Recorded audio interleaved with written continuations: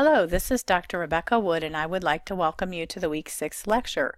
This week we will be discussing social constructs and imbalances of power. We begin with social constructs and incidents in the life of a slave girl. And I'm going to ask you questions, some of which I will not answer. I will expect you to kind of think about them and percolate the answers yourself. How does Dr. Flint hold power over his slaves and his family? What social constructs, legal and social rules, enable him to gain, hold, and keep power? Are there any current social constructs that allow injustices to be cloaked as justice? And here I have some writing in which I discuss what I think of the reading assignment, and I support my views with information that is documented from the source. In an example from the text, the narrator describes what kept her relatively safe. How often did I rejoice that I lived in a town where all the inhabitants knew each other. If I had been on a remote plantation or lost among the multitude of a crowded city, I should not be a living woman at this day. This example shows that the social constructs that supported slavery were themselves affected by other social norms. And you will notice that any of the information that I wrote myself is not documented, but the information from my source is documented. And since this quote was taken in the exact words from the source, I have used both quote marks and an MLA in-text citation. Resistance. At what cost? So how did Dr. Flint's wife and his slave Linda resist his power? How effective are they at doing so? Would they have been more effective if they had worked together, or perhaps worked with a larger group? And this is my interpretation again. The narrator, Linda, hated Dr. Flint for his horrible and degrading behavior, but even though Mrs. Flint was also cruel to her, she said, "I pitied Mrs. Flint. She was a second wife, many years the junior of her husband, whose actions were enough to try the patience of a wiser and better woman. Both women felt powerless against him, one because he literally owned her, and one because he was the sole owner of their financial assets." And you'll notice again that I have information here that is quoted from our text, and I've interspersed that carefully with my own words and documented at the end of the sentence that includes those quotes. And then we go on to Things Fall Apart, and this week we begin reading Part 2. Okonkwo has moved back to his mother's village after his family is exiled. What does he plan to do now? What has he learned from the events in the first part of the book? Do you think he has learned what he needs to learn? And then again, here I have my interpretation of what's going on in the book so far. After arriving at his mother's home village, Okonkwo was not the same as before. His energy had been drained by the events that had brought his family to this new place, and it was like beginning life anew without the vigor and enthusiasm of youth. Work no longer had the pleasure it used to have. His maternal uncle Uchendu was worried about him and began trying to figure out how to get him back on track.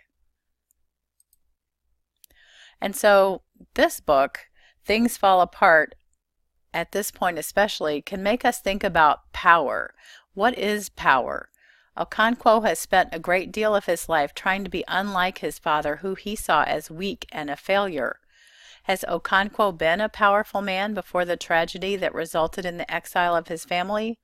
What should he do now to regain his power? Can he even regain that power? In a very telling passage in the novel, Uchendu calls a meeting of his adult children and his nephew Okonkwo and asks them why Okonkwo is there. Uchendu tells them all that even though a man is the head of the family and his wives do his bidding, they still say, "Nika, mother is supreme." When Okonkwo cannot answer his questions, Uchendu says, "You are a child," which sounds like a condemnation.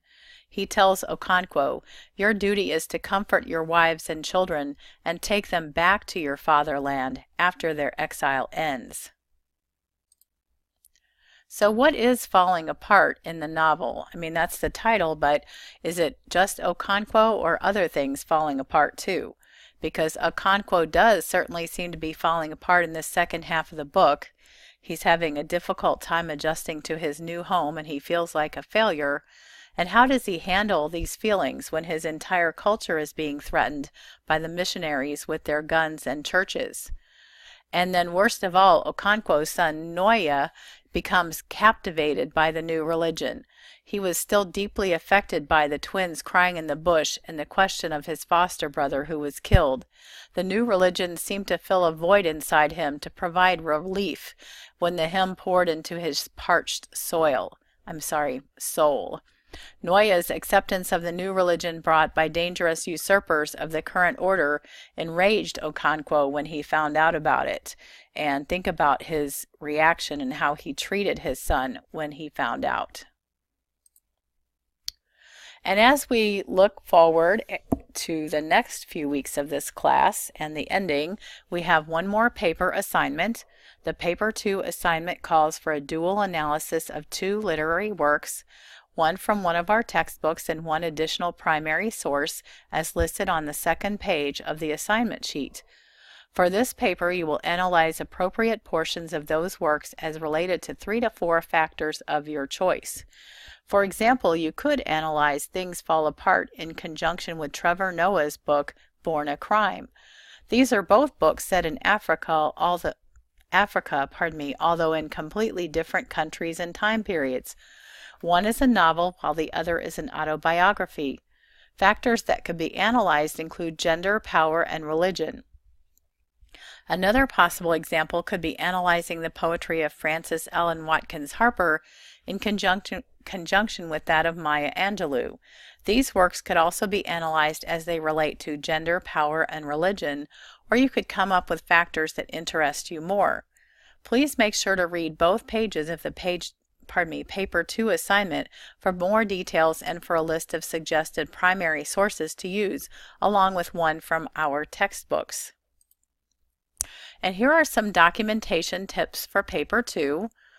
And I say here, and I really mean it, you can never document too much. If you document too much, your professor might say, you went a little too far with it, but you will never get in trouble for documenting too much.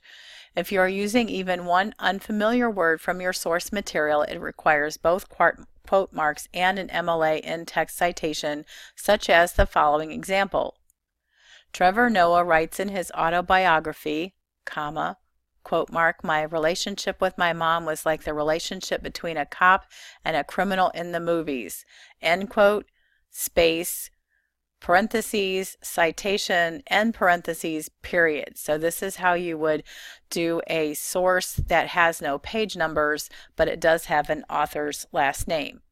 And the above citation does not include a page number because the quote is from an ebook, which does not provide actual page numbers. You will also see this source on the Works Cited list. Complete documentation requires both in-text documentation and a works cited list of all the sources used in the paper. And of course, this is a screenshot from our old friend, the Purdue OWL website, and this is the sample MLA paper with the header and the title and the page number and last name at the top top right corner. And here are some possible primary sources for Paper 2. So you would use a source from this list, or there's a bigger list on the Paper 2 assignment sheet, along with a source from one of our textbooks for your Paper 2. And here's a list. I won't read everything on here. And there's also some music, or you can let me know if you would like to do a film, or if you have something that's not on any of the lists that I've given you. And this is the works cited list from this week's presentation, in which we discussed Things Fall Apart, Incidents in the Life of a Slave Girl, and I also mentioned Trevor Noah's Born a Crime, which is on the list that you could possibly use for your Paper 2 assignment. I hope everyone has a great week, and please let me know if you have any questions. Thank you. Bye-bye.